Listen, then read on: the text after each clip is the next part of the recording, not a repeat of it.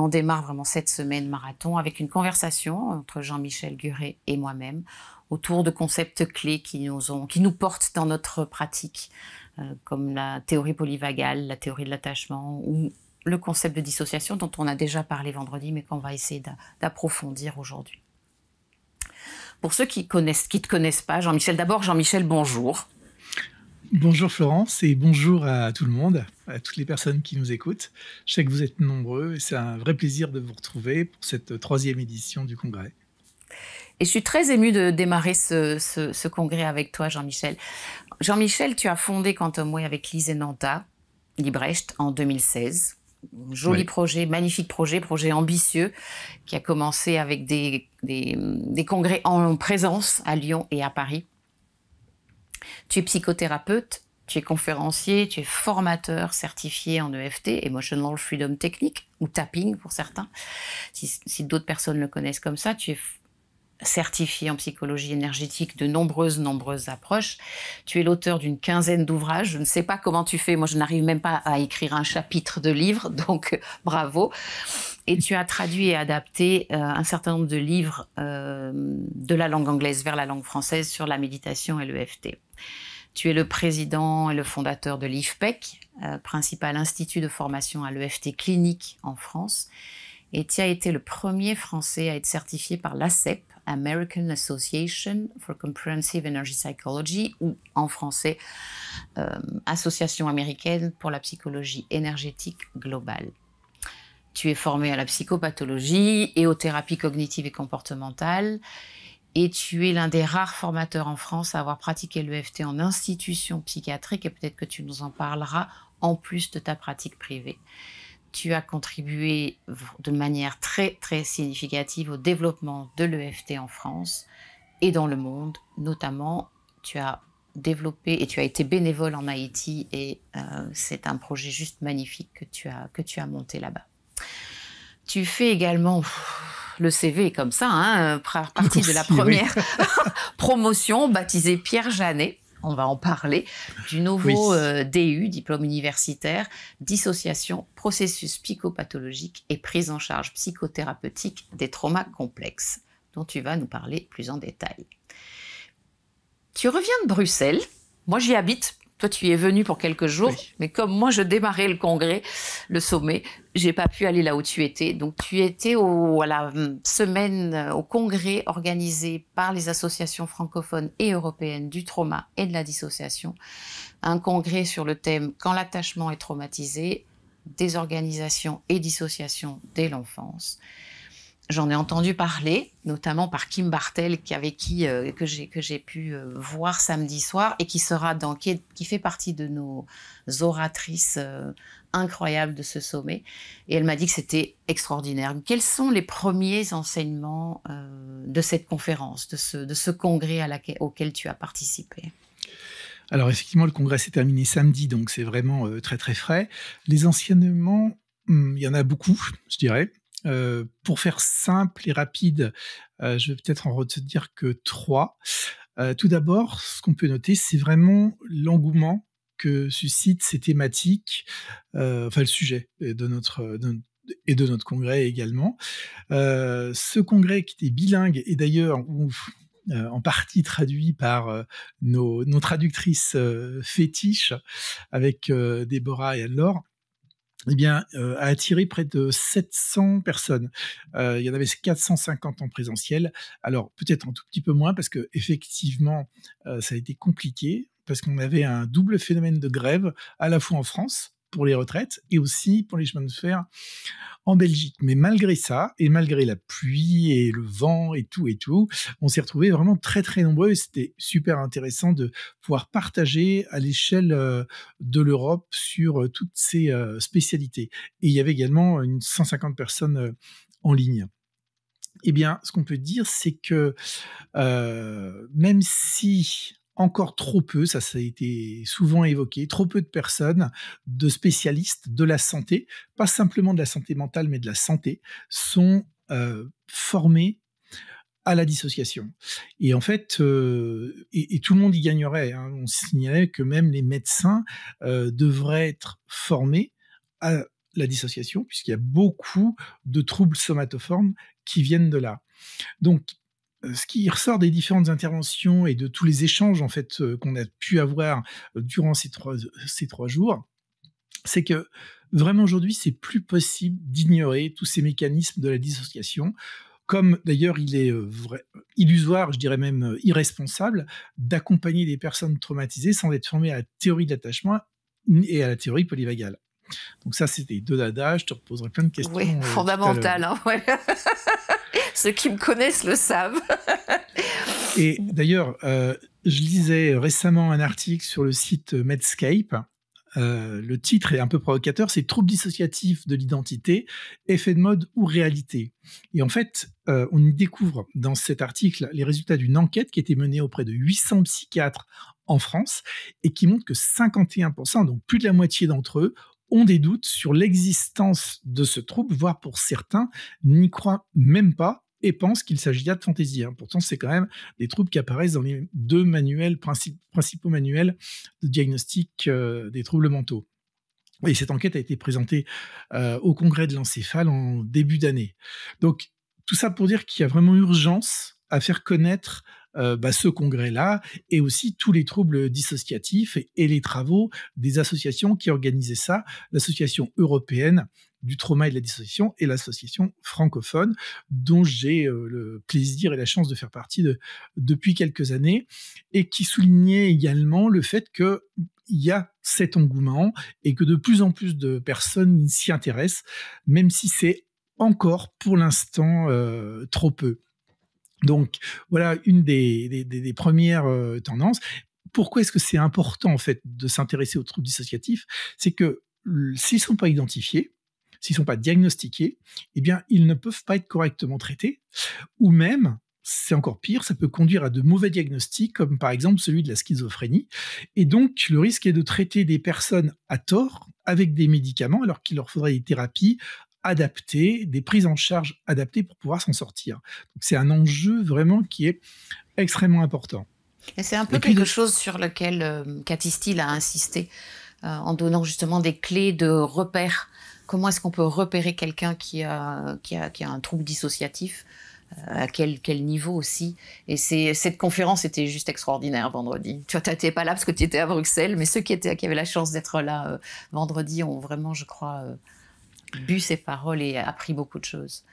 Alors j'ai eu la chance de pouvoir la voir ce matin en fait, et effectivement, alors rentrer dans la différence entre la psychose, les troubles dissociatifs, c'est une journée ou c'est un congrès entier, hein.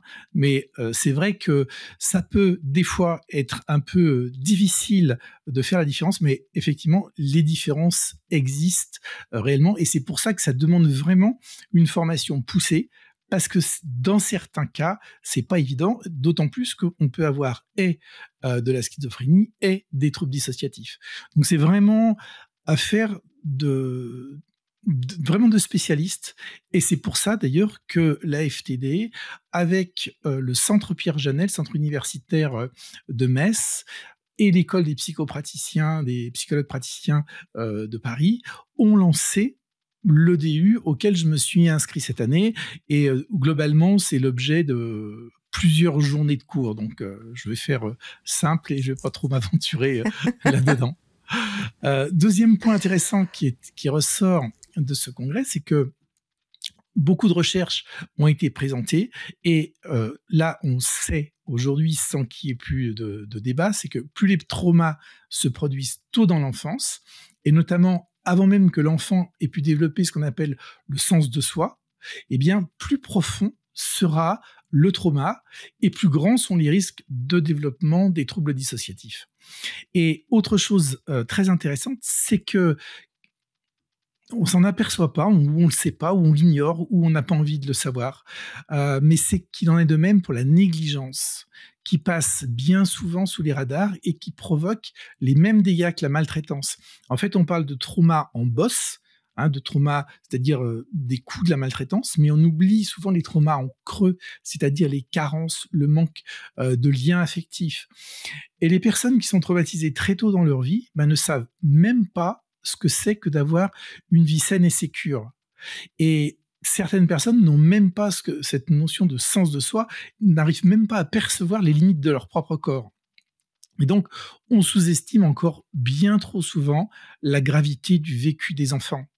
Et le psychiatre François Louboeuf, d'ailleurs, qu'on avait eu le plaisir d'accueillir l'année dernière, nous a même expliqué comment les enfants maltraités ou agressés développent des stratégies d'oubli et de dissociation afin de protéger la qualité du lien d'attachement à un parent qui les maltraite. Tout simplement parce qu'il en va de leur survie. Donc ça, c'est vraiment aussi très, très intéressant à bien intégrer, à la fois pour les personnes qui en souffrent, mais aussi pour les thérapeutes qui vont prendre en charge ces personnes-là. Parce que justement, le lien, la relation thérapeutique va rejouer celle de l'attachement et il y a une sorte de phobie, d'attirance-répulsion avec le thérapeute, ce qui explique que c'est extrêmement compliqué de prendre en charge ces personnes-là. Et puis, on a eu la chance d'avoir aussi Ruth Lanius. Même si elle était à distance, elle était en direct avec nous. Je rappelle qu'elle est professeure de psychiatrie, qu'elle dirige l'unité de recherche sur le syndrome du stress post-traumatique à l'université de Western Ontario. Et c'était passionnant parce que c'est un sujet assez ardu, en fait, qu'elle nous a expliqué d'une manière vraiment très claire et d'un point de vue neurobiologique, les conséquences du trauma psychologique qui affectent vraiment les 4 dimensions que la conscience, le temps, la pensée, le corps, l'émotion. Elle a vraiment insisté sur le corps, en indiquant que le corps n'oublie rien. On voit bien tous ces symptômes chez les enfants traumatisés, ceux qui perdent aussi la capacité de bouger, d'être en équilibre, etc. Elle nous a parlé aussi du lien caractéristique avec l'attraction terrestre. Ça serait vraiment quelque chose que j'aimerais bien qu'on développe dans une conférence carrément, tellement que c'est important. Et donc, on voit bien à quel point cette relation d'attachement a une influence sur nos mondes aussi bien intérieurs qu'extérieurs. Et oui aussi, en fait, je pourrais citer toutes les interventions tellement que c'était intéressant, mais une notion aussi à avoir en tête, c'est que il y a un criminologue australien qui s'appelle Michael Alan Salter. On va essayer de l'avoir l'année prochaine. Ouais, qui est vraiment, vraiment très chouette. On m'a dit que c'était vraiment la figure de ce congrès. Ouais. En fait, ce qu'il expliquait, c'est qu'il faut vraiment s'attendre à un accroissement des troubles dissociatifs, donc chez les jeunes qui vont grandir, qui seront moins jeunes, qui seront jeunes adultes, mais qui sont exposés comme jamais aux conséquences négatives du développement de la technologie et des réseaux sociaux. C'est-à-dire qu'il y a une espèce d'industrialisation de la pédopornographie, ce qui mène à des trucs complètement horribles que je ne vais pas commencer à vous en parler en introduction, mais ça a vraiment une importance au niveau international sur les conséquences que les thérapeutes vont avoir à prendre en considération et par rapport à la population qu'ils vont recevoir dans leur cabinet. Et là, je terminerai sur le 3e point, par plus une notion d'espoir, justement. Parce qu'en fait, ce qui ressort de nombreuses interventions, y compris dans les ateliers pré-congrès, c'est que, quelle que soit l'horreur que les personnes aient pu traverser dans leur vie, parfois de manière même très précoce, même avant de venir au monde, eh bien, on a des méthodes thérapeutiques pour leur permettre de reprendre leur vie en main et de redevenir en fait les acteurs de leur vie. Donc ces méthodes sont nombreuses, elles sont complémentaires, comme on a pu déjà en parler, Cathy Steele l'évoquait. Et le point commun, en fait, pour nombre d'entre elles, c'est de passer par le corps pour traiter les conséquences des traumatismes psychologiques. Alors, bien sûr, ça demande du temps, parfois ça demande même de nombreuses années, et ça demande aussi de travailler, c'est un point sur lequel il faut insister, avec des thérapeutes qui sont formés justement aux troubles dissociatifs, au mécanisme de l'attachement, de la théorie polyvagale, entre autres. Et c'est justement le but de ce congrès. Florence, toi qui est vraiment la cheville ouvrière de ce congrès, est-ce que tu pourrais un peu commenter le menu, si je veux rester dans la métaphore, histoire de nous donner un peu plus l'eau à la bouche? Ça va être difficile de nommer les 28, les 28 conférences ou les 30 et quelques conférenciers, parce que sinon je risque d'en oublier et je connais pas la liste par cœur. Je sais que on va parler beaucoup de théorie polyvagale parce que c'est vraiment important aujourd'hui. Il y a de plus en plus d'approches qui en fait se sont rendues compte que la théorie polyvagale était matchée avec leur intuition thérapeutique ou leur intuition clinique. Je pense notamment à la somatic experiencing de Peter Levine, qu'on a pas mal promu ces derniers mois. Peter Levine s'est rendu compte qu'en fait, quand il a découvert la théorie polyvagale, ça matchait avec ce qu'il avait compris de comment le corps emmagasine tous ces traumas et comment on peut se libérer de ces traumas. Donc, il va être beaucoup question de théorie polyvagale sur toutes les thématiques du trauma, que ce soit le trauma du développement, le trauma ponctuel, les abus, les traumas collectifs, le trauma social, le trauma racial, le trauma de genre. Enfin, on va parler de toutes ces formes de trauma. Et on va aussi parler de ressources, de comment est-ce qu'on peut, par la théorie polyvagale, en comprenant la théorie de l'attachement, par la psychologie énergétique, par les différentes approches que l'on va avoir comme l'intelligence relationnelle, l'IFS, le NARM du docteur Lauria Allaire qu'on va avoir ce soir, le yoga, la méditation. Donc en fait, vraiment, on essaye à la fois de mixer vraiment toutes ces théories et tous ces principes autour de la théorie de l'attachement, la théorie polyvagale, la théorie de la dissociation, la maladie mentale, qu'est-ce que c'est? On va aborder tout ça. Le trauma, c'est quoi? Donc plus théorique, et puis beaucoup aussi d'approches qui permettent de soit se comprendre ses propres traumas, soit pouvoir comprendre les traumas de ses patients, si on est thérapeute ou dans l'accompagnement, et comment les traiter. Donc on a essayé d'avoir une palette la plus large possible, et je crois qu'il n'y a pas une seule conférence qui est plus qu'une autre. Pour les avoir toutes préparées, je peux vous dire que ça va être une semaine... J'espère vous faire passer ce message-là, mais ça va être une semaine passionnante et incroyablement ressourçante et riche. Donc voilà, donc on va parler de MDR, on va parler d'hypnose, on va parler alors l'hypnose, on va en parler surtout avec Evelyne Josse, qui elle n'est pas dans le congrès cette semaine, mais qui nous fait l'honneur de faire une masterclass de 2 heures au mois de juin, je crois. Oui, je crois que c'est en juin. On est en train de caler les dates, donc vous saurez très très bientôt toutes les dates. On les a quasiment toutes, je crois qu'il nous en manque une. Et donc, on va parler d'hypnose, on va parler donc avec elle de MDR, on va parler de FT, on va parler de donc NARM, intelligence relationnelle IR, IFS. Je pense que j'en oublie encore dans donc yoga, méditation, mindfulness. Il y a beaucoup de techniques possibles. Est-ce que dans toutes ces techniques qu'on présente et qu'on essaye vraiment de promouvoir, à la fois dans nos congrès, dans les programmes qu'on propose et dans les livres qui arrivent, puisque Quantum Édition est en train de sortir de terre, on en parlera plus tard, mais dans toutes ces théories ou toutes ces approches, est-ce que toi tu y vois moi je les vois, mais est-ce que toi tu vois des points communs dans tout ça? En fait, outre ceux que j'ai commencé à aborder juste à l'instant, si on fait un petit détour historique, en fait, on peut observer que dès la fin du 19e, Pierre Janet, qui à l'époque... Alors, Pierre Janet, au départ, il est philosophe. Pourquoi il est philosophe? Parce que la psychologie, à l'époque, était une division de la philosophie. Et lui était, depuis son plus jeune âge, intéressé par la psychologie, donc il devient d'abord philosophe, ensuite psychologue, et puis après il se dit, il commence à à faire des formations au Havre, et puis se dit, tiens, finalement, je vais peut-être faire médecine aussi. Et donc, il devient médecin.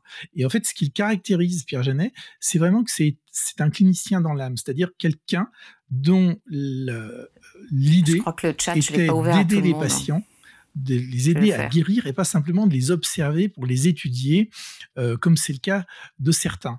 Et donc, il a une grande connaissance de la psychopathologie. D'ailleurs, on peut même dire que c'est une des personnes qui a été à l'origine de la psychopathologie.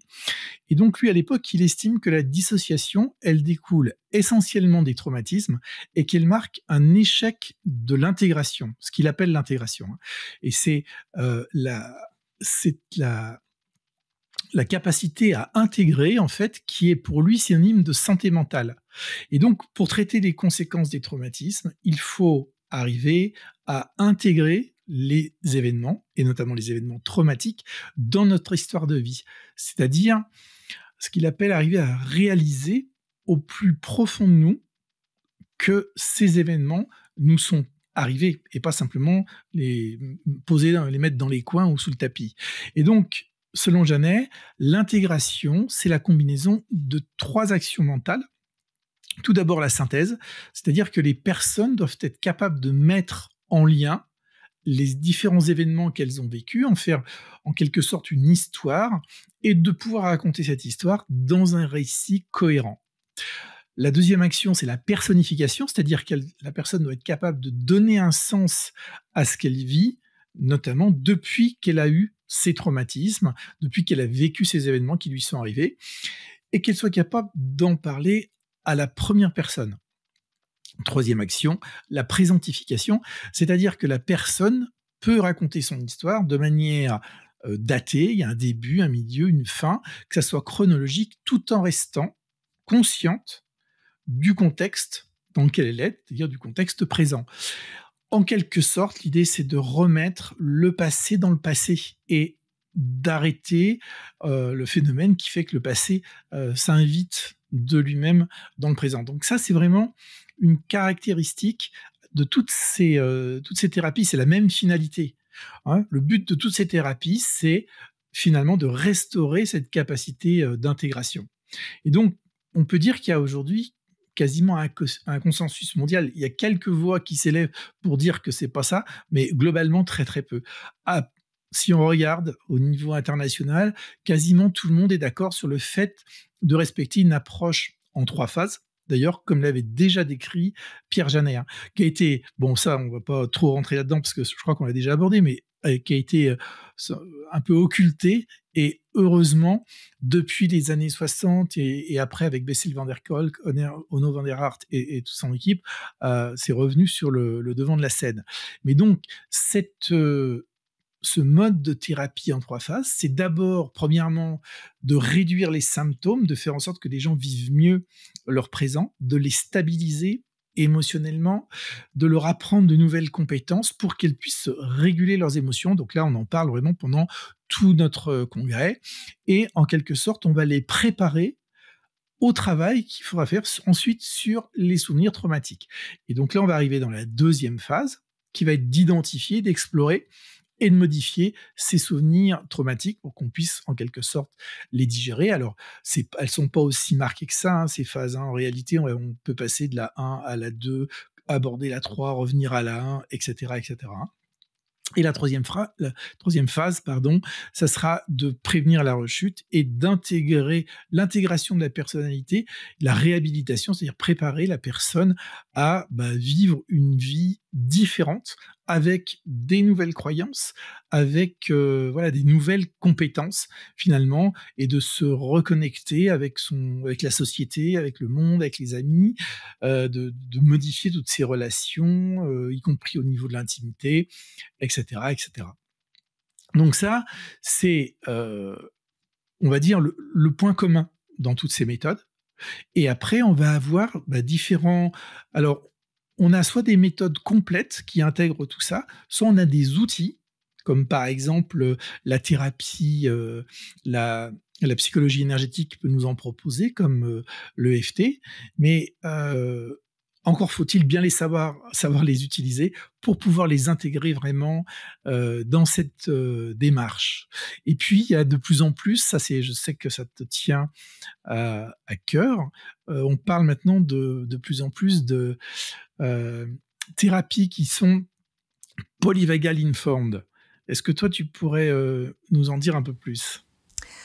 Alors oui, en fait, on parle beaucoup de thérapie polyvagale informée ou attachement informé ou trauma informé. En fait, ce sont toutes ces notions ou toutes ces théories ou toutes ces compréhensions du fonctionnement, du fonctionnement de la psyché qui sont que les thérapeutes vont s'approprier pour pouvoir infuser leur propre pratique. Et ça, c'est quelque chose qu'on a aussi souligné avec vous allez remarquer chez tous les intervenants de ce congrès. Ils sont pas formés à une seule méthode. Ils sont tous formés à plein de choses. Ils se sont ouverts à plein d'approches, à plein de compréhensions différentes, à plein d'outils différents pour vraiment soit développer leur propre modèle.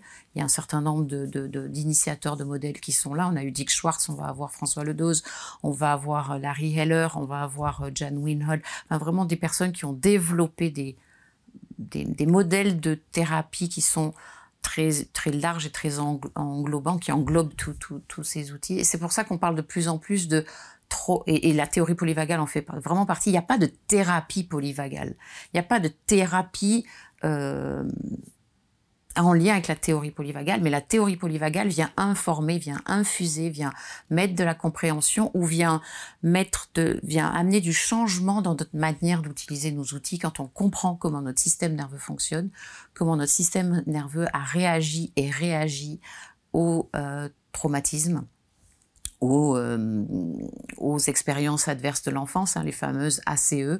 On aura notamment Patrick Bordeaux qui viendra parler qui est un Canadien, qui viendra parler de l'impact des négligences et en fait tout ce qu'on appelle donc les expériences traumatiques de l'enfance. Tout ça, c'est important de savoir comment notre système nerveux. Le système nerveux, c'est vraiment, quand on parle de système nerveux, c'est le système nerveux autonome, celui qui fonctionne tout seul quand on est en mort cérébrale, par exemple. En fait, c'est celui qui s'occupe du fonctionnement de notre corps humain, en principe. Normalement, il est là pour ça, mais il est aussi là pour s'occuper de notre survie. Et c'est vraiment le système nerveux autonome qui nous fait réagir au danger et qui est responsable de des choses qu'on entend tout le temps, le 3F, le fameux fight, flight, freeze, auquel on ajoute le fawn maintenant. Et donc, il y a 4F qui veut dire donc combat, fuite, figement, et puis le fawn qui est un peu l'espèce de truc d'apaisement, c'est-à-dire qu'on rentre en fait dans ce qu'on croit qu'on a besoin, ce qu'on attend de nous. On fait semblant, on disparaît en fait en tant que personne, on disparaît dans un courant plus global. Et puis on peut aller plus très loin dans l'effondrement, voire on va jusqu'au malaise vagal, voire on peut quasiment être mort, ou l'impression de mourir. Et ça, c'est notre système nerveux qui réagit, et qui réagit pour nous maintenir en vie, nous maintenir en survie. Voilà. C'est vraiment, on lui doit beaucoup à notre système nerveux. Il s'est façonné au fil des années, au fil des millions d'années d'évolution. On l'a en commun avec les animaux.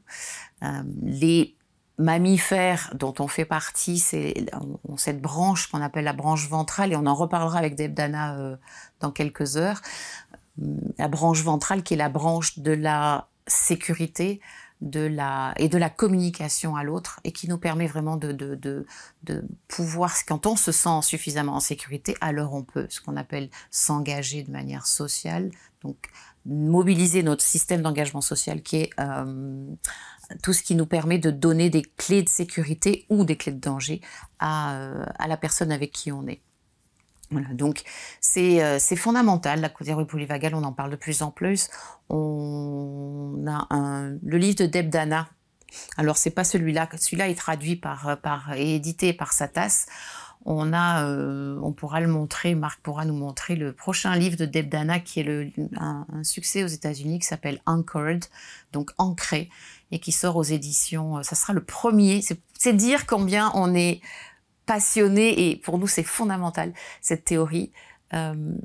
Voilà, Marc nous montre voilà en exclusivité, en première, la couverture du prochain livre de Deb Dana. C'est le premier livre des éditions Quantum Way. C'est une aventure assez extraordinaire. On n'en avait pas assez avec Quantum, donc on en a rajouté une couche. Et donc on sort cette... C'est le scoop. Voilà, c'est le scoop. C'est là. On a été accompagné par une super équipe, par les éditions du Nona, qui nous aident à sortir ça de terre parce que c'est quelque chose. Et donc c'est symbolique de commencer cette maison d'édition avec un livre sur la théorie polyvagale. Voilà. Donc je pourrais passer des heures et des heures sur cette théorie, ça tu le sais. Je sais que la théorie polyvagale est venue aussi informer toute la psychologie énergétique, donner aussi du poids, donner de la valeur, de la validation, valider aussi toutes ces thérapies et outils que toi tu connais bien, la psychologie énergétique, et notamment avec l'ACEP. Je sais que l'ACEP travaille très étroitement avec Stephen Porges, qui est le développeur de la théorie polyvagale, et qui agit, qui vraiment fait en sorte que cette théorie polyvagale soit diffusée dans le monde. Et nous, chez Quantum, on a la chance d'être les représentants francophones du Polyvagal Institute, qui a été fondé par Stephen Porges, Deb Dana et 2 autres personnes. Voilà, donc, je ne sais pas si tu veux... Je pense que j'ai assez dit sur la théorie polyvagale. Je pourrais en dire beaucoup plus, mais... Alors, voilà. Moi, simplement, juste ce qui m'a ravi, surpris dans un premier temps et ravi dans un second, c'est que Stephen Porges, donc, comme tu le disais, est très proche de l'ACEP, l'association pour le développement de la psychologie énergétique intégrative, et il a participé à la 2e mouture du programme La science des soins énergétiques, d'ailleurs que Quantum, qu'on a traduit, c'était un gros boulot qu'on a fait depuis 2017, je crois qu'on a dû commencer, et Bob Schwartz, qui est le directeur de l'ACEP, disait que, en fait, Stephen Porges avait souhaité en savoir plus finalement sur la psychologie énergétique, qui s'était intéressé notamment à l'EFT. Et ce que j'ai trouvé vraiment très intéressant, c'est quand Stephen Porges commente certaines actions qu'on fait en EFT ou la gamme des 9 actions par exemple, au travers du prisme de la théorie polyvagale, et qu'il explique ce qui, pour lui, est en train de se passer quand on fait des stimulations de points d'acupuncture sur le dos de la main, etc. Et ça, c'est vraiment très, très intéressant. Et ça m'amène à lever une question qu'on a souvent, mais c'est, en fait, on peut aller jusqu'où avec l'EFT ? Parce qu'au départ, c'est vrai que l'outil a été proposé, conçu comme ce que les Américains appellent les self-helpers, c'est-à-dire on s'en sert pour soi, pour se réguler émotionnellement, et que les thérapeutes l'utilisent aussi, bien sûr, mais jusqu'où on peut aller ? Et donc, je sais que tu vas intéresser... Peut-être que juste... En 2 mots, parce qu'il y a beaucoup de gens qui connaissent l'EFT dans notre audience, mais il y a aussi beaucoup de gens qui arrivent ici qui ne savent pas ce que c'est. Donc peut-être dire quelques petits mots sur l'EFT. Alors, l'EFT, c'est très simple, c'est une thérapie psychocorporelle qui utilise des stimulations manuelles de points d'acupuncture situés sur le corps. Et quand on enchaîne ces stimulations, les études ont montré que ça calmait les amygdales cérébrales. Et donc, on va pouvoir s'en servir de 2 manières. Et c'est en même temps, je vais répondre à la question que je voulais aborder, jusqu'où on peut aller. C'est-à-dire que si je stimule un ensemble de points, il y a 15 points sur le corps, donc principalement sur le visage, sur le sommet de la tête, au début des yeux, au coin des yeux, sous le nez, sous la bouche, sous les clavicules, sous la poitrine, sous les bras, et puis également sur je les montre très vite, sur les extrémités des doigts. Eh bien, quand on fait ça, on active le parasympathique, le vagal ventral, en fait. Donc, en fait, on régule, la personne s'auto-régule. Et ça, c'est très intéressant quand on commence à travailler avec des personnes qui ont des traumas complexes et qui ont carrément une phobie de leur monde intérieur. C'est-à-dire que elles ont une phobie de leurs propres sensations et de leurs propres émotions. Et bien, dès qu'il va y avoir un déclencheur qui va les activer, qui va faire qu'elles commencent à ressentir quelque chose, eh bien, on va avoir quasiment un conditionnement réflexe de stimuler certains points. Et là, la personne va petit à petit s'apercevoir de deux choses. C'est qu'en faisant ça, elle se régule, elle revient au calme, et aussi, phénomène intéressant, elle le fait toute seule. Donc en fait, il y a un développement de cette confiance en soi. Et tout à l'heure, je parlais des différentes phases, mais donc on voit l'intérêt de pouvoir utiliser ces stimulations, du tapping, hein, on parle de tapping, les anglo-saxons utilisent ce terme, je préfère tapping d'ailleurs que tapotement, mais pour justement se calmer, s'autoréguler, et ça va être un phénomène qu'on va pouvoir mettre en action très très rapidement dans la thérapie, sans avoir la prétention de traiter les traumatismes, parce que, comme on l'a vu, c'est vraiment quelque chose qui vient après, une fois que la personne a développé des compétences nouvelles, donc la psy énergétique. Et d'ailleurs, j'ai sorti un livre il y a une quinzaine de jours, je vais me faire mon auto-promo, pas simplement sur l'EFT, mais sur des protocoles énergétiques pour traiter la peur, les phobies, les traumatismes.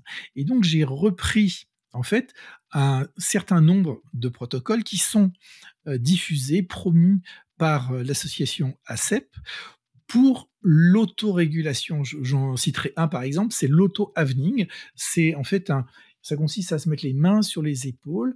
On va faire ça plusieurs fois. On va descendre les mains tout en chantonnant, enfin, en faisant des actions mentales en même temps pour, en quelque sorte, tromper le cerveau, ou en tout cas lui faire passer un message en lui disant « ici tout va bien, on est au calme ». Et donc restaurer cet état d'équilibre et de régulation émotionnelle qui est si important quand on a vécu des traumatismes. Et puis bien évidemment, si ensuite la personne est accompagnée par un thérapeute qui connaît bien les phénomènes dissociatifs, la théorie polyvagale, et qui a bien suivi nos 3 congrès, je dirais, et même lu les bouquins qui sont déjà, que je montrais tout à l'heure, qui sont proposés par la FTD et bien d'autres, donc qui a cette connaissance de ce qui se passe à ce moment-là, qui connaît la théorie polyvagale, les troubles de l'attachement, on va pouvoir aller bien évidemment beaucoup plus loin et commencer en douceur à aborder le traitement des souvenirs traumatiques tout en restant dans la fameuse fenêtre de tolérance, certes qui est chère à Daniel Siegel, qui a lui aussi participé à la formation qu'on a traduite sur la séance des soins énergétiques. Donc, on s'aperçoit qu'on peut aller vraiment très très loin et qu'on peut utiliser ces méthodes énergétiques issues de la psychologie énergétique comme on se servirait de l'ICV, de l'EMDR et de toutes les thérapies qui sont d'ailleurs complémentaires aussi à ces outils. Voilà, je ne sais pas si ça répond à ta question. Oui, tout à fait, ça répond tout à fait à la question de l'EFT. Mais ce que tu dis aussi, c'est que c'est vraiment important en fait d'avoir cette... Je pense qu'aujourd'hui, si on est thérapeute, on peut pas se passer on ne peut pas se passer de toutes ces théories-là, que ce soit la théorie de l'attachement, la théorie polyvagale, la compréhension de la dissociation. Il y a toute le diagnostic nous aide pas.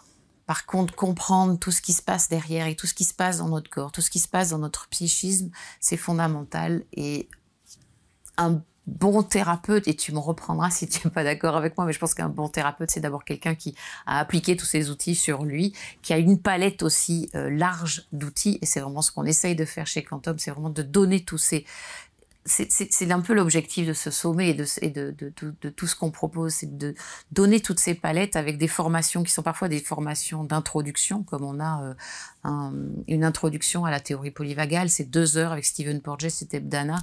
C'est tout simple, c'est un petit programme, c'est 60 €, je crois, c'est pas très cher, et ça permet vraiment de comprendre la base. Après, si on veut aller plus loin, il y a des modules complémentaires. Et c'est pour tout pareil. Donc, pour nous, ce sommet, c'est on prend un peu de tout, on se sort. Et puis après, l'encouragement, c'est d'aller se former plus loin, d'aller se former à l'IFPEC si on veut aller se former à l'EFT clinique, d'aller se former avec. On va proposer de plus en plus, et même peut-être un programme de certification en thérapie polyvagale, mais qui n'est pas encore une fois une thérapie. Mais vraiment, je vous encourage à. Parce que nos patients, tu l'as un peu nommé au début, c'est pas toujours facile pour eux de rentrer dans une relation thérapeutique avec un thérapeute, ou de rester dans une relation thérapeutique avec un outil. C'est-à-dire qu'ils peuvent avoir un outil qui leur parle tout de suite, ou il peut y avoir un, deux, trois, quatre outils qui, ou non, surtout pas ça pour moi. J'ai eu ça l'autre jour quand on a parlé de psychédélique avec Dick Schwartz. Moi, j'ai vraiment une partie de moi qui dit, ok, peut-être que vous me dites que c'est très bien, mais moi, j'ai une partie de moi qui dit non, non, non, non, non. Donc, c'est ok, aller travailler avec ça pour pouvoir avoir, si le patient prend pas l'EFT, ben on peut peut-être aller sur une thérapie par la parole, mais avec cette connaissance derrière de, encore une fois, les fondamentaux qui sont la théorie polyvagale et la théorie de l'attachement. Tout à fait, ça c'est vraiment important ce que tu soulignes, Florence. Et d'ailleurs, j'ai noté une petite phrase dans l'intervention de Cathy Steele vers la fin, je crois, où elle parle de se méfier des thérapeutes sauveurs. Que justement, c'est pas ceux qui vont pouvoir être aidants, et que là, quand on travaille vraiment sur des traumas complexes, des troubles dissociatifs, ça demande vraiment beaucoup, beaucoup de connaissances et surtout beaucoup, beaucoup d'expérience. Et donc, c'est pour ça, c'est important d'attirer l'attention sur les personnes qui, par exemple, nous écoutent et qui ont un passé traumatique très lourd. C'est justement de prendre vraiment le temps de choisir quelqu'un qui sait traiter et qui connaît justement ces troubles-là. C'est vraiment trop spécifique et trop important. Oui, et qui peut aussi, moi, il y a aussi j'ai un grand dada aussi sur les, sur les diagnostics, parce que comme tu l'as dit, souvent, on a des diagnostics qui se recoupent. Alors, quelqu'un qui était diagnostiqué schizophrène ou avec un trouble de l'identité, ou une identité multiple, ou un trouble de dissociation, ou bipolaire, donc, mais parfois. Et en fait, il y a beaucoup de choses qui se recoupent. Et donc, il faut connaître tout ça. Je pense qu'il faut quand même avoir une notion de psychopathologie, enfin, avoir quand même une formation en psychopathologie quand on est thérapeute, il me semble, pour comprendre, et puis aussi pouvoir amener autre chose et un autre regard. Et moi, c'est ce que j'aime en fait dans toutes ces thérapies qu'on met un peu sur le devant chez Quantum, c'est que ce sont des thérapies qui sont avant tout respectueuses de la personne, qui prennent la personne dans son ensemble, qui prennent la personne dans le corps, l'esprit, l'environnement, le transgénérationnel, la société, la place dans donc la place dans la famille, donc les thérapies et je pense que ça, c'est vraiment, vraiment, c'est vraiment important de pouvoir sortir après, de voir la personne en tant que personne et non pas en tant que sujet ou en tant que bipolaire. Quand j'ai quelqu'un qui arrive et qui me dit je suis bipolaire, je dis ok, on va prendre ça, on va un peu le mettre de côté pour le moment et on va voir plutôt qu'est-ce que vous vivez, qu'est-ce que vous vivez au quotidien et comment est-ce que moi je peux vous aider à vivre avec ce que vous percevez comme étant quelque chose qui vous empêche de vivre normalement. Et puis après, peut-être que, en général, on va vers les traumas, parce qu'il y a souvent du trauma derrière. Je pense que même peut-être 100%, il y a du trauma derrière. Si c'est pas du trauma qui a déclenché le trouble, c'est le trouble qui a déclenché un trauma. Donc, on revient toujours quelque part au fondamental qui est le trauma. Et donc ça, c'est important. C'est important pour moi de comprendre et de connaître ça aussi. Ben, moi, je vais parler de ma propre expérience parce que, comme un grand nombre de thérapeutes, j'ai fait les choses un peu à l'envers, c'est-à-dire en démarrant par des outils, en ayant une formation à l'hypnose, par exemple, une formation à l'EFT et finalement, sans forcément avoir connaissance de tous les processus développementaux et de la psychopathologie. Et donc, j'ai remis j'avais mis la charrue avant les bœufs, j'ai remis les bœufs devant la charrue. C'est la raison pour laquelle je me suis inscrit à ce fabuleux diplôme universitaire qui vient d'être lancé.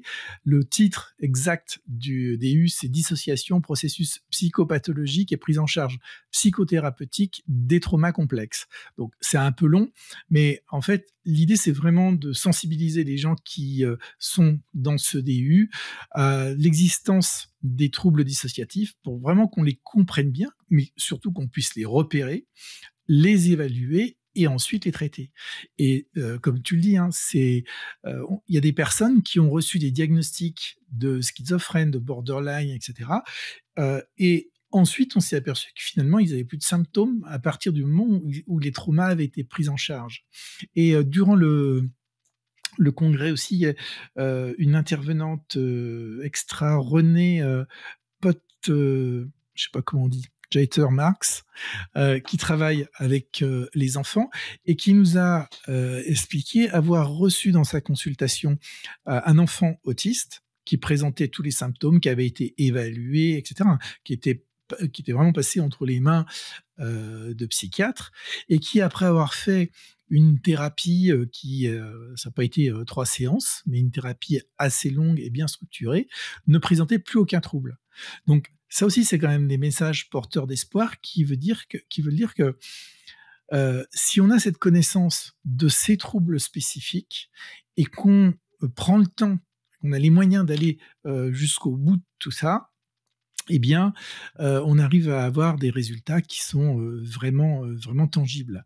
Tu vas d'ailleurs rencontrer et interviewer Clémence, qui est médecin au sein de l'association Parcours d'Exil. Et en fait, Parcours d'Exil m'a demandé de venir faire une formation du personnel à l'EFT.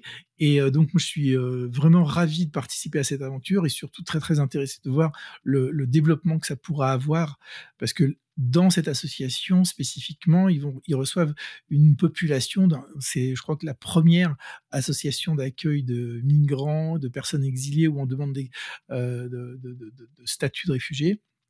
Donc des personnes qui sont polytraumatisées souvent depuis l'enfance et qui ont vécu le pire du pire avec des tortures, etc., etc. Et donc c'est vraiment important d'avoir cet échange avec des professionnels comme ça, parce qu'il y a beaucoup à apprendre pour l'ensemble de la population. Donc moi, je suis vraiment ravi qu'elle puisse s'exprimer et parler de tout ça. Oui, je suis très, très heureuse de l'interviewer. Samedi matin à 11h, c'est la seule conférence qu'on aura le matin à 11h. Désolée pour nos amis de l'autre côté de l'Atlantique, ça sera un peu tôt pour eux, mais voilà, si vous avez le pack replay, de toutes les façons, vous aurez accès à tout. Je vous rappelle, le pack replay, c'est ce qui nous permet de financer ce congrès. Vraiment, c'est pas juste. Vous pouvez pas savoir le nombre d'heures de travail, de nuit, voilà, de tout faire en bilingue aussi. On se rajoute un peu une complexité. Il y a beaucoup de congrès qui existent en français, beaucoup de congrès qui existent en anglais. Nous, on le fait vraiment tout bilingue. Il y a effectivement le congrès où tu étais, mais qui était payant. Nous, le nôtre est gratuit, et tout est gratuit et en bilingue. Donc, voilà, soutenez-nous. On a un autre moyen, on vous le mettra plus tard dans le chat, je ne me suis pas occupée de ça, mais il y a moyen aussi de donner de faire des dons volontaires du montant que vous voulez pour participer au développement. Et là, pour le coup, ces dons-là, ça ne vient pas chez nous, ça repart directement dans des associations qui sont soutenues par Quantum ou par nos experts, notamment Parcours d'Exil. C'est une association que l'on soutiendra à travers ces dons-là. Mais voilà, on vous le donne. Peut-être que Mehdi a le lien, il pourra le mettre dans le chat. Je vois que l'heure avance, on est là, enfin, en tout cas pour encore une dizaine de minutes ensemble, un quart d'heure maximum, puisqu'après on reprend à 16h avec... on a Martin Aylward à 16h aujourd'hui. Aujourd'hui, le programme, c'est Martin Aylward, donc, qui est un enseignant mindfulness, dharma, extraordinaire et qui a une sagesse à à partager, magnifique. Donc, je vous encourage, si vous avez toute l'après-midi ou toute la matinée ou toute la soirée selon où vous êtes avec vous, venez nous rejoindre avec Martine Éluard à 16h. On aura Deb Dana, qui est vraiment la maman de la théorie polyvagale, si on peut dire ça, qui a vraiment traduit la théorie polyvagale de Stephen Porges, qui est assez ardue. C'est un scientifique chercheur. Hein, donc, comprendre la théorie polyvagale en langage simple, quand on lit Stephen Porges, c'est quasiment impossible. Mais par contre, quand on lit Deb Dana, on a l'impression que c'est tellement simple et tellement évident. Donc, Deb Dana viendra là, on fera à la fois, on parlera de nos systèmes nerveux, mais aussi on fera de la pratique avec elle. Et puis on finira avec Larry Heller, je redonne le programme de la journée comme ça, sur la thérapie NARM, qui est vraiment une thérapie qui est basée sur la théorie de l'attachement et comment restaurer le lien d'attachement quand le lien d'attachement, et j'ai vu une question, c'est pour ça que j'en profite pour répondre, comment faire lorsque le lien d'attachement est traumatisé, donc on a des blessures d'attachement. Mais il faut d'abord trouver un thérapeute. Mais la thérapie NARM est une des thérapies les plus adaptées, mais il y en a beaucoup d'autres. Et en tout cas, elle est vraiment focalisée sur l'attachement. Trouver des thérapeutes qui sont formés à la théorie de l'attachement, qui savent ce que c'est que la théorie de l'attachement et qui peuvent justement restaurer ce lien d'attachement dans la thérapie. Le thérapeute peut devenir, et ça c'est quelque chose sur lequel François Ledoz, qui est mon formateur en IFS et en intelligence relationnelle, insiste beaucoup, le thérapeute est une figure d'attachement pour un patient. Donc comment il faut savoir ce qu'on peut faire et pas faire, et comment on ne devient pas un parent de substitution. On est vraiment une figure d'attachement sécure qui fait que quand on est suffisamment sécure, la personne ou normalement l'enfant revient à sa base de sécurité, rechercher de la sécurité quand il se sent en danger, pour après pouvoir repartir explorer le monde. Donc c'est vraiment pas quelque chose de je te prends, je t'attache, je te garde. C'est pas l'attachement dans le sens lien indéfectible. C'est au contraire, c'est ce truc qui amène la sécurité, qui permet après de retourner explorer le monde et de se confronter aux difficultés de la vie, parce que la vie n'est pas un long fleuve tranquille, tout le monde le sait. La vie est plus difficile pour certains que pour d'autres. Mais si on a suffisamment une base de sécurité suffisante à l'intérieur, ou si on sait aller trouver une base de sécurité suffisante à l'extérieur et une figure d'attachement, mais aussi de co-régulation, alors on peut, je crois, aborder toutes les difficultés de la vie qui se présentent à nous.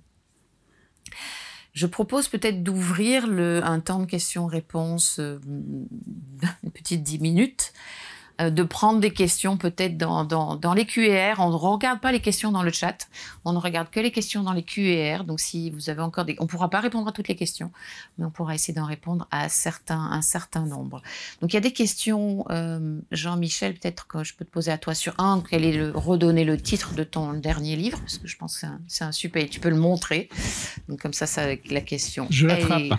Elle est répondue, comme on dit. Voilà. Alors, c'est celui-là. Voilà, libérez-vous de vos peurs grâce aux techniques énergétiques. Voilà. Un best-seller, si ça n'est pas encore, ça va le devenir. En fait, le livre, c'est une chose, mais ce qui est quasiment aussi important, c'est ça. C'est 23 vidéos. C'est-à-dire qu'on a fait vraiment un gros boulot pour montrer tous les protocoles énergétiques, mais de manière la plus illustrée, compréhensible possible. Donc, j'ai réalisé, avec l'aide d'un collègue, Brice, qui m'a permis justement vraiment de pouvoir démontrer très précisément ces différents protocoles.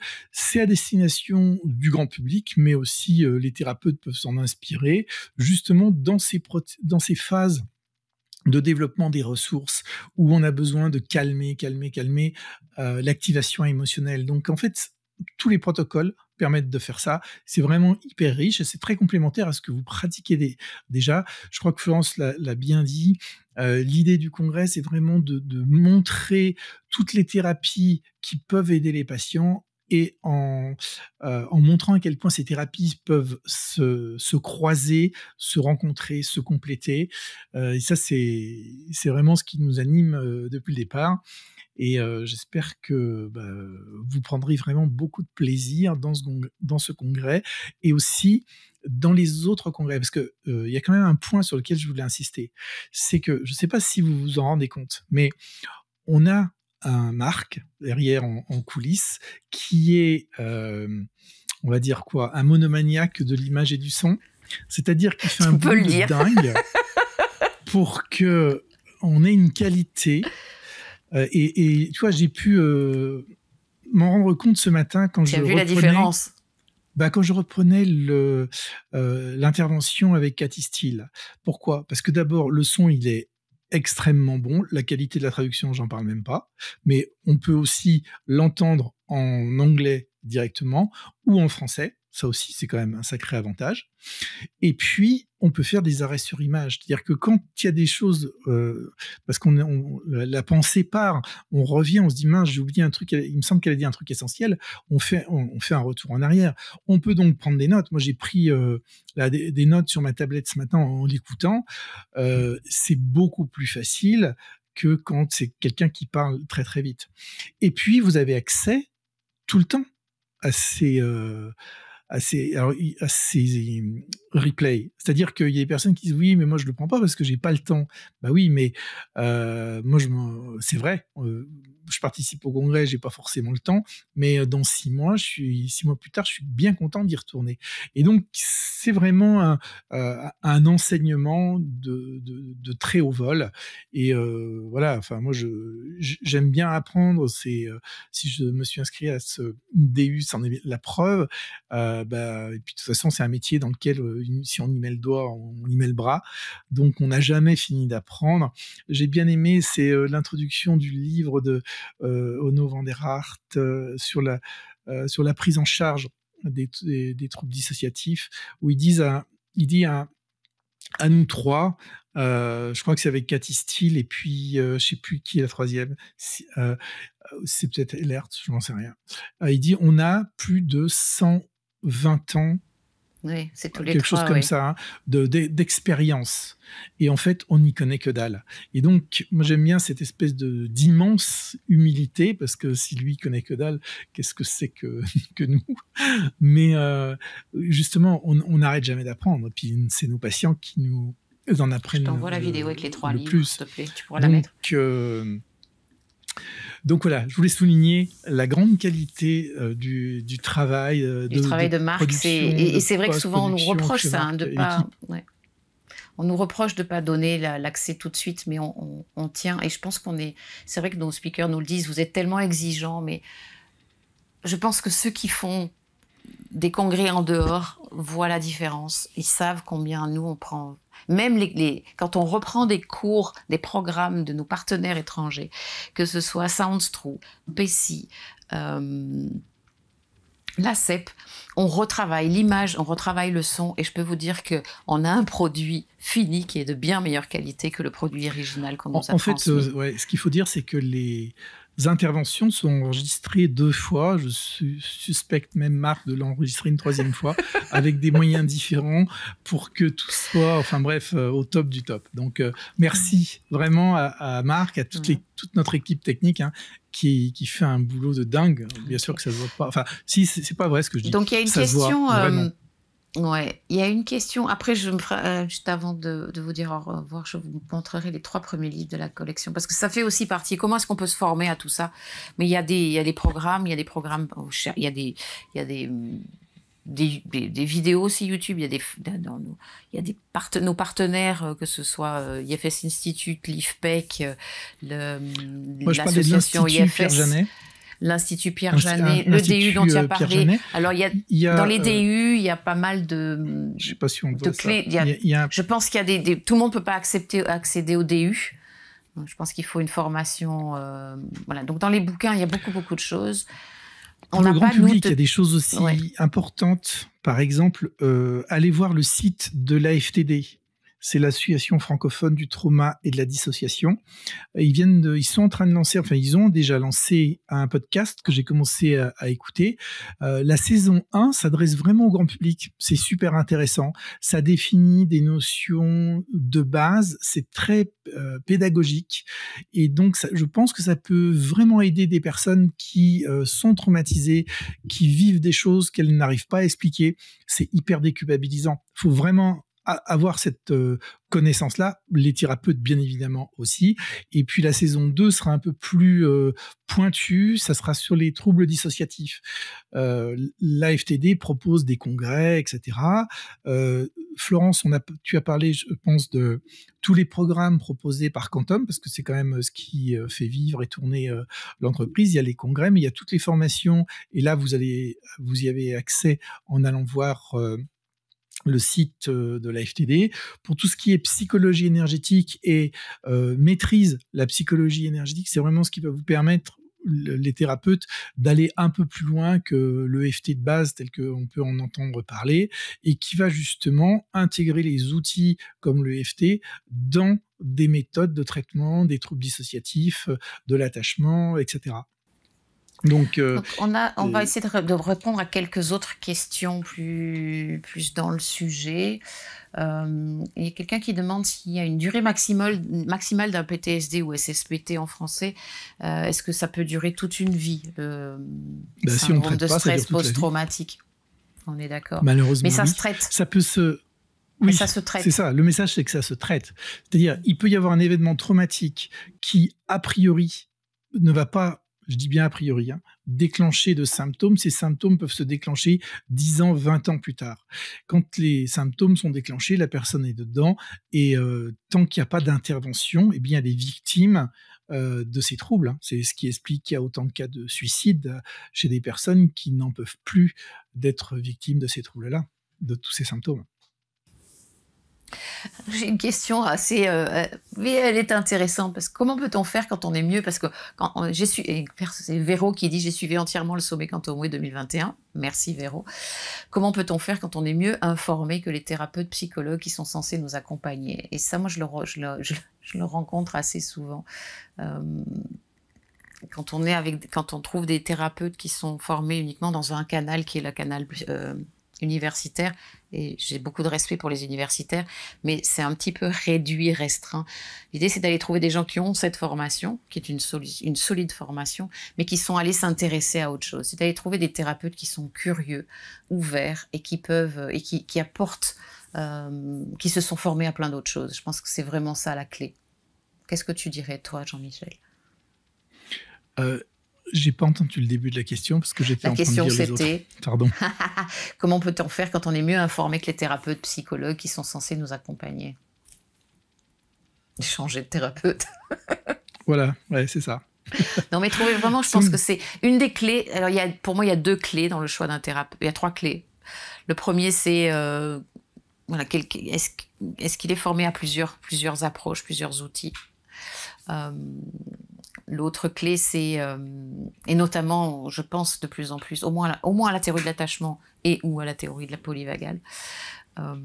L'autre clé, c'est aussi de laisser sentir si on se sent bien dans la relation thérapeutique. Est-ce que la relation thérapeutique c'est fondamental. Et il faut laisser son corps, son système nerveux nous dira. Notre système nerveux, il est très, très, très sage. Donc, si le système nerveux vous dit partez en courant, ben partez en courant. C'est ça, c'est ce que j'allais dire. La question à se poser, c'est est-ce que je me sens en sécurité? En fait, s'il n'y a pas de sécurité, on peut absolument rien faire. Et on peut avoir quelqu'un en face de nous qui est brillant, qui est surdiplômé ou multidiplômé. Si avec cette personne-là qui connaît parfaitement et la théorie polyvagale, et l'attachement, et la dissociation, et tout de tout, je me sens pas en sécurité, bah ça sert à rien de continuer. C'est qu'il y a un problème, quoi. Et donc, il vaut mieux, à la limite, faudrait le dire carrément, il y a quelque chose qui fait que je me sens pas en problème, parler de la relation, voir si c'est possible de rétablir ça, et si c'est pas possible, parce que par exemple, des fois, ça peut être un détail qui inconsciemment rappelle l'agresseur chez son thérapeute. Donc si ça c'est vraiment pas possible à modifier, dans ce cas-là, on change de thérapeute. Heureusement, il y en a plein, et il y en a plein qui sont très bien formés, très bienveillants et très sécurisants. Il y a beaucoup de questions qui concernent le trauma, les troubles, les maladies mentales. Je mets plein de guillemets sur maladies mentales. Si vous me connaissez, vous savez pourquoi. Vous aurez beaucoup, beaucoup de réponses.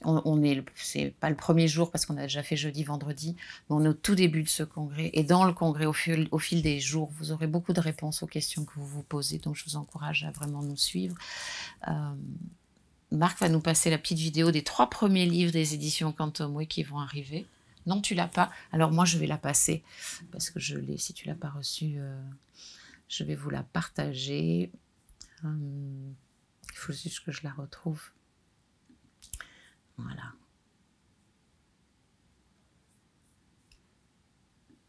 Est-ce que ça fonctionne seulement?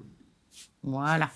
Donc le premier livre, Nous sommes essentiellement bons, de Dick Schwartz, qui est No Bad Part en anglais, Ancré de Deb Dana, Encourage, et un livre en IFS, La thérapie somatique IFS de Suzanne McConnell, qui intervient dans le congrès cette semaine aussi, je crois, jeudi. Je ne suis pas sûre, je ne connais pas les jours par cœur. Mais voilà, donc nos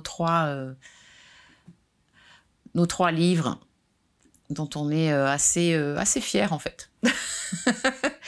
Et qui font partie de... Il y avait quelqu'un qui demandait des livres de vulgarisation de la théorie polyvagale. Je pense que ce livre de Deb Dana, il est fondamental et j'espère qu'il saura conquérir aussi bien les thérapeutes que les non-thérapeutes parce qu'il est vraiment, vraiment abordable. Il est vraiment là pour tout le monde. Merci. Oui, ils sont beaux. Hein. On aime beaucoup nos couvertures aussi. Voilà, dans tout ce qu'on fait, on met beaucoup de passion et je pense que j'ai vraiment envie que vous sentiez ça également. C'est pas que le trauma, c'est lourd, mais c'est aussi toute la connexion qu'on arrive à créer autour de ça qui est important. Merci à cette communauté incroyable d'être là avec nous, fidèles, de nous soutenir, de nous suivre, de nous comprendre, de nous croire. Merci pour tous vos messages d'encouragement aussi. Oui. Florence, alors c'est marqué spectateur anonyme la signature. Ça fait chaud au cœur. Je voulais vous remercier pour votre travail à tous. J'ai passé plus de 20 ans d'errance à côtoyer des psychologues, psychiatres qui n'ont jamais vu la problématique des traumas et de la dissociation dont je souffrais. Aujourd'hui, enfin, j'ai une thérapeute qui, formée à la théorie polyvagale, à l'EMDR, IFS, etc., m'aide. C'est long, mais ça avance. Merci de faire ce que vous faites, c'est précieux. C'est vraiment quelque chose qu'on entend beaucoup parmi les patients. On l'a entendu beaucoup au congrès où j'étais ce week-end. Et c'est vrai que c'est pour ça que ça nous motive et qu'on n'en a jamais assez, quoi. Non, et il y a quelque chose auquel de plus en plus, et je pense que c'est Deb Dana qui m'a fait comprendre ça. Et c'est une des missions aujourd'hui de ce congrès, c'est à la fois de faire un pont entre ce qui est développé dans le monde anglophone et de l'amener dans le monde francophone, qui est pour certaines encore un petit peu en retard sur tout ça. Donc c'est vraiment ce pont entre le monde anglophone et le francophone, et inversement, de prendre le francophone et de l'amener dans le monde anglophone. Mais c'est aussi cet endroit où on se rencontre entre thérapeutes et patients ou entre professionnels et grand public. On a envie que chacun ait le même langage. Et Deb Dana un jour m'a dit, mais mon livre, pourquoi est-ce qu'il est important? C'est parce que je veux qu'on puisse, quel que soit le langage qu'on parle dans le monde entier, on ait le même langage qui est le langage du système nerveux autonome. Donc on veut avoir le même langage, tout le monde, le langage du système nerveux autonome, le langage de la bienveillance, de la curiosité, de la compréhension, de la compassion, de l'autocompassion. Donc c'est vraiment ça, le lien avec chacun. Donc, cet endroit, c'est votre endroit, c'est à vous ce congrès en fait. Merci. Merci Jean-Michel pour cette conversation. Merci Florence et merci à toutes celles et ceux qui nous écoutent.